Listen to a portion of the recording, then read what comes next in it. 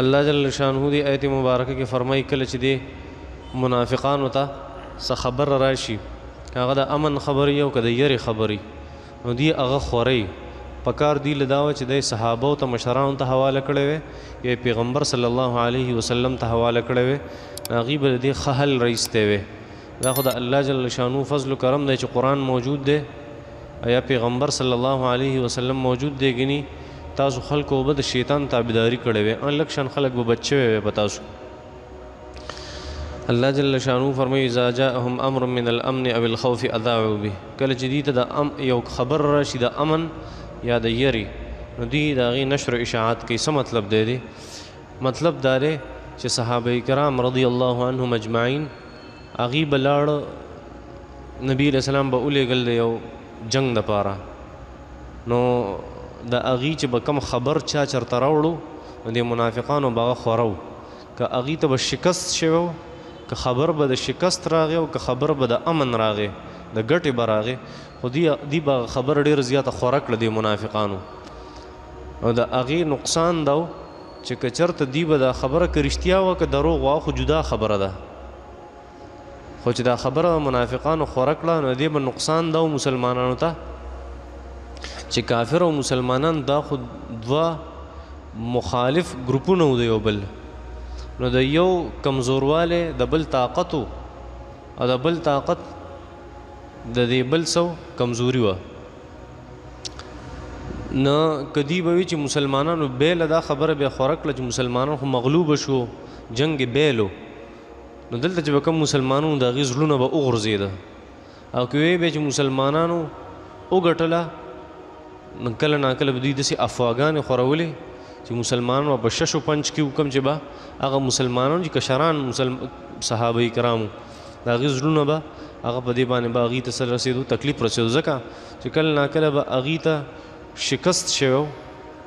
او تکلیف پوت رسیدلی او دلته منافقانو خبره خوره کړې وې دي وګټله مسلمانانو او بل چې دا به وي چې وګټله یا بیل مسلمانانو نو دی کې به د کافر ته خبر ملاوېدو چې را د مسلمانانو څه پوزیشن دی هغې ته بیا پته ولګېده نه د هغې موافق به بیا د مسلمان خلاف هغې تیاری کو الله جل شانو فرمایل چې داسې مه کوئ تاسو ته چې یو خبر راشي نه هغه خبر ډنډوره کوئ مه بلکې لږ صبر کوئ او هغه پیغمبر ته حواله کوئ یا مشرانو صحابو ته حواله کوئ هغه خلک دي چې یا پیغمبر ته خو د الله وحی راځي او دغه صحابه چې موجود دي دا هوښیار دي د جنگ په اصولو باندې پوهیږي دا خبر خورول دونه نقصان نه و دا خبر خورول چې لکه د مسلمان د فتح خبر چاته راشي دا خو د خوشحالۍ څیز دی خو بیا هم الله جل شانو منع کړه ولې دې وجې نه یې منع کړه چې دې خوی خراب نشي هغه خوی دا خراب نشي چې ټول عمر به بیا چې چا نه څه خبرې اوري بس خورۍ به خبرې اوري خورۍ به خبرې اوري خورۍ به او دا ډېر غټ نقصان دی یا ایها الذین آمنوا سورې حجرات کې الله فرمایي ان جاءکم فاسق بنبأ فتبینوا ان تصیبوا قوما بجهالة فتصبحوا على ما فعلتم نادمین بلا تحقیق تاسو خبرې مه خوروئ کله ناکله بس یو خبر راشي یو نه ووري او بس لسو ته بیا رسولي لکه لکه په آرام کښېنه ته اول د دې خبرې تحقیق وکړه چې واقعي دا خبره داسې ده که نه ده دا دلته چې زموږ په معاشره کې څومره جګړې کېږي او د په یو بل من خلک ډزې کوي یو بل وجني او دا دشمنۍ جوړې شوي د دې په شا باندې وګورئ اکثر صرف هغه خبرونه موجود دي چې هغه افواګاني اکثر داسې شوي دي چې افوا موجود دي د هغې د وجې په بل باندې ډز وکړي الله جل شانو فرمای چې تاسو له پکارو چې دا خبرم پیغمبر صلی الله علیه وسلم ته حواله کړی وي چې مسلمانانو جنگ وګټو یا بیلو یا هم د مشرانو صحابه ابوبکر صدیق موجود دی حضرت عمر موجود دی عثمان موجود دی علی موجود دی رضی الله عنهم دا لوی لوی صحابه کرام موجود دي هغه علما موجود دي په صحابه کرامو کې نو تاسو ولې په خپل سر باندې مسلې حل کوئ او خبره ته څنګه راشي بیا بس ډنګ مو ورکړی په ټوله معاشره کې خوره کړي خبره داسې مه کوئ دا د دې معاشرې د خلکو طبیعت ته ګورئ ښه د دې معاشرې د خلکو طبیعت دا دی چې خبره واوري یو ځای کې بیا رسولي بل ځای ته ټینګېږي نه دا عادت که په تاسو کې نه وي او که په تاسو کې بچا کې مي که نه دا عادت ته نن ځان نه وباسي یو څوک خبرې خورئ نه بس چې کومه خبره وشي هغه خلک په ځای هغه پرېږدي ځکه نبي علیه السلام فرمایي المجالس بالامانه مجلسونه چې دا یو امانتي مطلب څه دی مطلب دا چې کم مجلس کې کومه خبره واوري د راز خبره ونه هغه څوک بار نو بس چې خلکو ته بیا وکړي داسې نه کوي بلکې هغه ځان سره راز وساتي ځکه په دې باندې انتظامی امور خرابېږي او ځکه خدا صحابه کرام الله جل شانو دلته دا آیت مبارکه راولې و دا منافقان دای پکې ټارګټ کړه او څه فرمایل چې داسې مه کوئ داسې مه کوئ مراد او مطلب خو دې آیت مبارکه منافقان دي خو صحابو ته پکې دا خونه خوده چې ګورئ تاسو چېرته راز پاش نه کوئ د مسلمانانو د خپل مجالسو رازونه مه پاش کوئ ولې په دې چې ستاسو کم انتظامی امور دي اجتماعي امور دي هغه خرابېږي ستاسو روب داب او ستاسو دبدبه په کافر باندې هغې ته نقصان رسي او ستاسو چې کم طاقت ته هغې ته پې نقصان رسي نو دا ډېر غلط کار دی د یو ځای خبرې بل ځای ته رسوله د بل ځای ته بل ځای ته رسول اوس بیا یو حدیث را یاد شو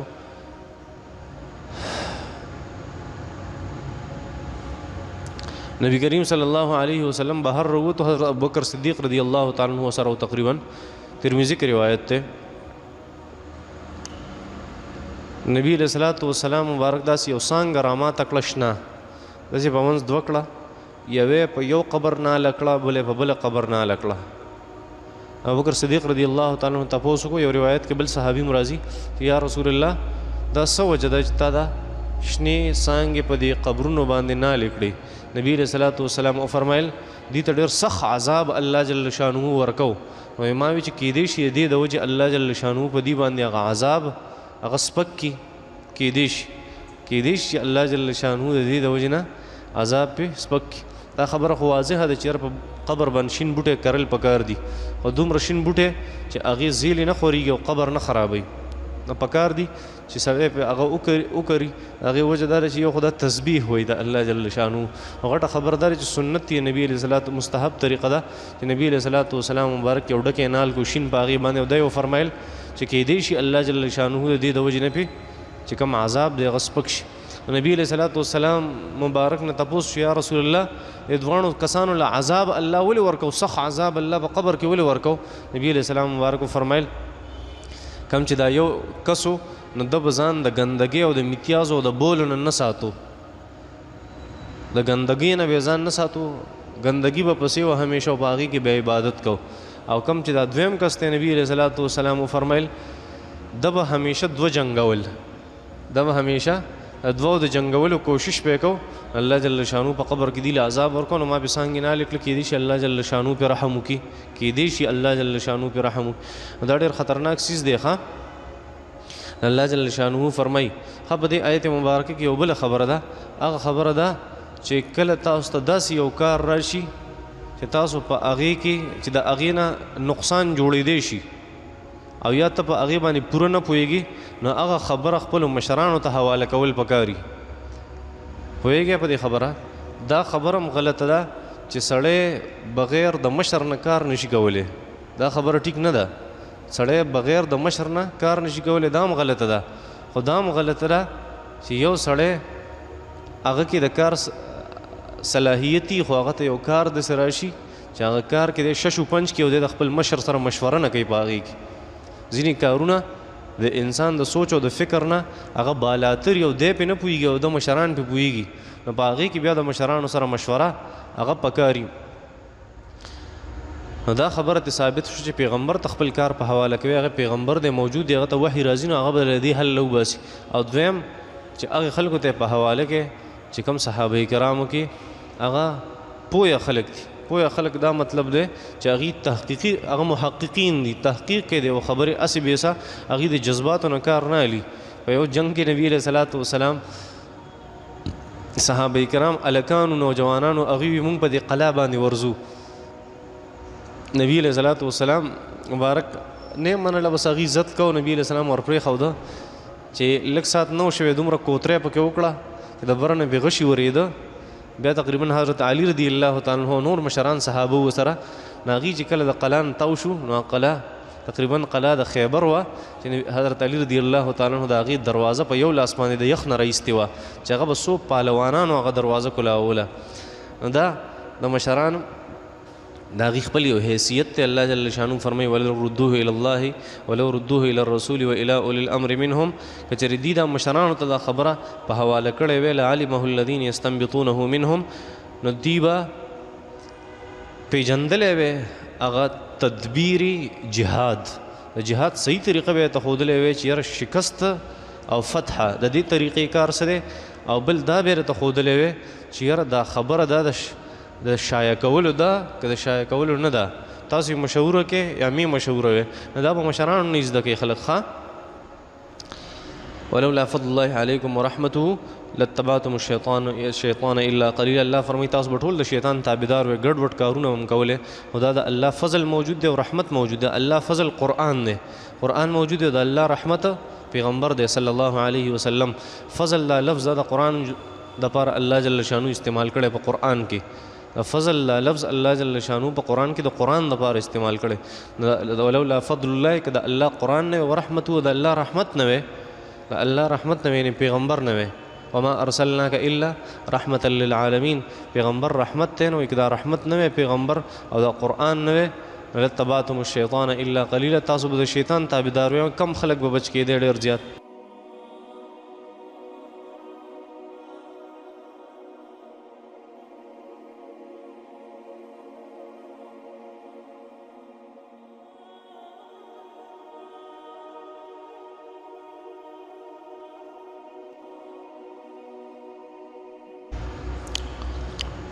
دی وایي چې د امام صاحب سره ما مونځ کو او یو رکعت رانه شوی و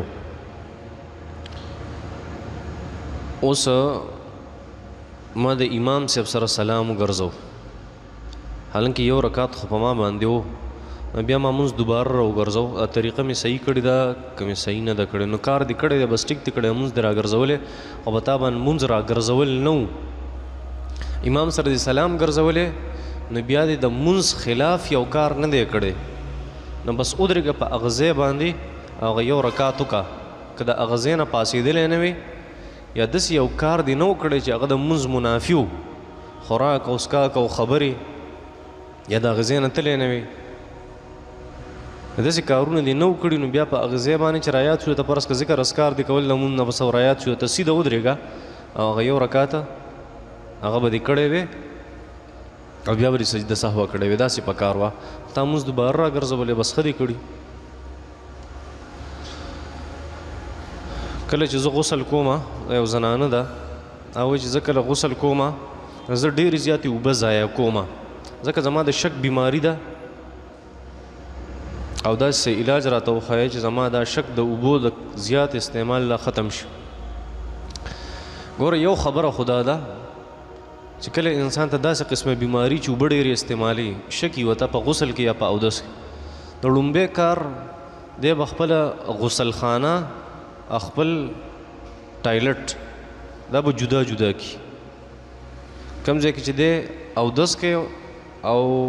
غسل کوي دا هغه ځای به جدای او د استنجا واشروم وغیره دا به جدای یو دا دویم دا چې د داسې نه کوي چې غسل او اودس په هغه ځای کې کوي کوم ځای کې چې اوبه سیوایي بلکې د ده چې کومه غسلخانه ده هغې ته د دی کنیکشن نه راولي یا داسې ځای کې د دی غسل او اودس کوي چې هلته اوبه نه او د بل ځای نه ځان له په لوټه کې اوبه وړي هلته نو دا ځان سره قانون یاد وساتي چې په یو لوټه باندې بس استنجا او چارندام دواړه کوه او په یو بالټي باندې غسل کوه بس د دې نه سیوا به بالکل نه استعمالې دا عادت ځان له جوړ کا ځکه چې اوبه څومره سیوی نو بیا سړی استعمالې هغه عمره او چې اوبه بیا ختم شي به سړی وایي بس دی نو ټیک شو او درېیمه خبره دا ده چې که ته وایې چې یاره زما غسل دی پوره ونه شو نو بیا دا وایه چې یاره زما کم عمل پوره دی چې لا غسل به مې پوره شي قبلونکې خو الله دی زما نور کم عمل پوره دی زما مونځ ټیک دی زما نور عبادت ټیک دی پوره دی نه پوره چرته کیدی شي زما نور عملونه هم ناقص دي دا هم ناقص دی بس الله قبلونکی دی او آخري خبره هغه ده چې بس کله د داسې شک راځي که نه شیطان ته وایه که نه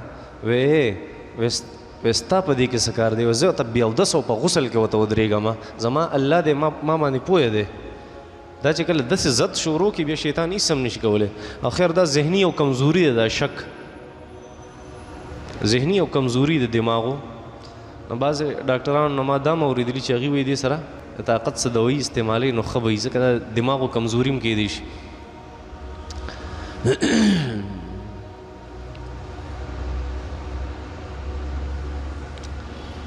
په سورة بقره کې تا یو آیت ویلی احل الله البیع وحرم الربا الله بیع حلاله کړې ده او سود حرام کړی تا وی چې د مسلمانانو نه سود اغستل دا ناروا دي ځکه د مسلمانانو نقصان دی او بیا دې پکې دا هم وي چې د کافر نه سود اغستل ناروا دي اوس ته دا ووایه چې د کافر چې نقصان کېږي دا ښه خبره ده د کافر نه سود اغستل ولې حرام دي نو بله ورځ به ته دا وی چې د کافر زنانه سره زنا ولې حرامه ده پوهېږې بل اوس به دا وایي چې د کافر زنانه سره زنا ولې حرامه ده د خانداني منصوبه بندۍ باره کې تاسو څه رایه ده خانداني منصوبه بندي دې ته وایي چې یاره حکومت وایي چې بچي کم راوړئ بچي کم راوړئ بچے دو ہی اچھے ګور یاد ساتئ ځان سره که خانداني منصوبه بندي دا مطلبي چې بچي بالکل بند کا دا حرام دی او ناروا ده یوه او که یا دا مطلبي چې زنانه چې د هغې کم بچیدانه د انګریزۍ که ته وومب وایي وومب که هغه ډاکټران کله ناکله ریمو کي ختمې کي که هغه بچیدانه څوک ختموي دا هم حرام دی او ناروا ده او دریم که یو ماشوم د مور په خېټه باندې او 4 میاشتې شوي یا د 4 میاشتو نه سیوا یا 4 میاشتې شوي د دې نه پس یو زنانه خپل ماشوم ضایع کوي دا هم ناروا دی او قتل دی نو بچي بندول که د خانداني منصوبه بندۍ دا مطلب نو بچي بندول ناروا دي او حرام دي که چېرته دا سوچي د انسان چې ما د قیمتي ډاکټر سره او د ښه ډاکټر سره مشوره کړې ده او هغه ماته ویلي چې ستا د زنانه ستا د ښځې صحت کمزوری دی او ته په بچو راوړو کې لږه ګزاره کوه نو بیا انسان د هغې دپاره د نظم تولید لاره اختیارولی شي نظم تولید دا مطلب دی چې په یو ترتیب سره بچي راوړه بې ترتیبه نه پوهېږې په دې خبره د هغې څه طریقه ده عزل د هغې یو طریقه ده عزل دا مطلب دی چې انسان د کوروالي په وخت کې چې کومه مني ده هغه ضایع کړي کومه خپله مني ده هغه څه کړي ضایع کړي دا یو طریقه کار دی نور ډېر زیاتې طریقې دي تاسو زما نه ښه پوهېږئ په دې خبرو باندې خو دا خبره دا به صحابه کرامو کول داسې عزل خپله مني به بار خارجوله نبي علیه صلات وسلام نه تپوس کو نبي علیه السلام اجازت ورکو چې که ستاسو ښځې تاسو له اجازت درکړي ټیک ده بلکې ډاکټر ته ووایي چې یاره بچي زر زر مه راوړه ځکه ستا ښځه کمزورې ده او د هغې په سینه کې دومره پی نشته چې ماشوم ته پوره کړي وخت پس بچي راوړه بیا هم درسته ده خو که چېرته د انسان دا سوچي چې دا بچي زه ډېر راوړم نو بیا به دې له رزق څوک ورکوي دا هم ناروا او حرام دي الله جل شانو قرآن کې دې تذکره کړې ده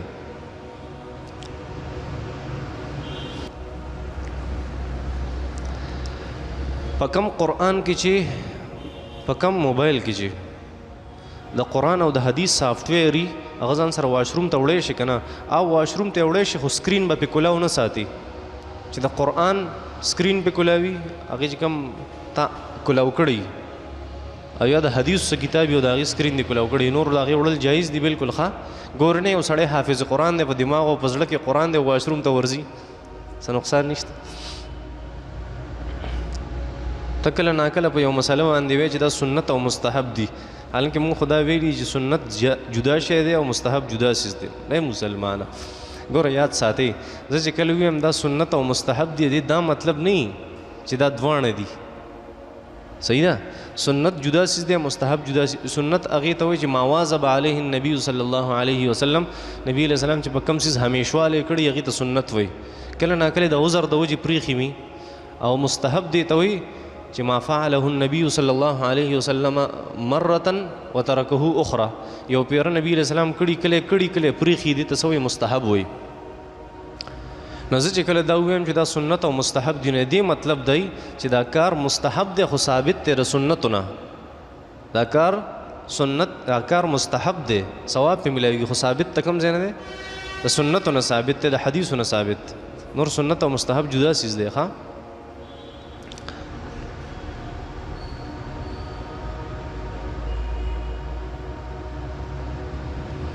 زه چې کله په مانځه کې ولاړ یم نو سجدې نه چې زه پاسم قیام ته، نو زه خپل لمن سیټ کوم برابروم یې. نو چا ماته وي چې ستا ټول لمونځونه نه دي شوي، لمونځونه دي شوي دي ښه، او په داسې قسمه عادت خو نه دی پکار، انسان له پکار دي داسې کمیز جوړوي د خپل ځان دپاره چې هغه انخلي نه، او که چاته داسې شک کېږي چې یاره لاندې کمیس مې ونښتو نو په یو لاس دې سمئ، دې کې څه نقصان نشته. کم کار چې د منګزار د فایدې دپاره په هغې باندې مونځ نه مکروه کېږي. ښه مونځونه دې شوي دي په دې کې څه نقصان نشته. د محرم روژه مې نیولې وه، بدقسمتي مې وه چې په غوږ کې مې د لامبلو په وخت اوبه لاړې، زما د روژه نه ده شوې. ولې نه ده شوې؟ په غوږ کې که اوبه لاړ شي نو دې کې څه نقصان نشته. ښه هغه که په قصد پکې چا ور واچولې نو بیا پې روژه ماتېږي نه، روژه پې نه ماتېږي. وصلی الله تعالی علی خیر خلقه محمد.